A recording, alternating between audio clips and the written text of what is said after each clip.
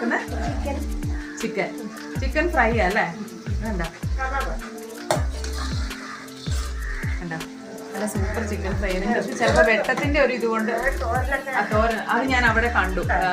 നമ്മൾ ഊണിന്റെ കൂടെ കൊടുക്കുന്നത്. ഈ ചിക്കൻ ഫ്രൈ ഒക്കെ എങ്ങനെയാ റേറ്റ്? 50 രൂപ. മീൻ ഓരോ ദിവസം വേറെ വേറെ ആയിരിക്കും അല്ലെ? ഓരോ മീനിന്റെ അനുസരിച്ചായിരിക്കും. പിന്നെ ഇവിടെ ചോറൊക്കെ ഇവിടെ റെഡി ആയിട്ട് വെച്ചിട്ടുണ്ട്. ഇത് കഴിക്കാനൊക്കെ പറ്റുന്നതുകൊണ്ട് ഇവിടെ ഇപ്പൊ ആൾക്കാർ വന്ന് കഴിക്കും അല്ലെ? പിന്നെ കുറെ പാഴ്സലായിട്ട് പോകും.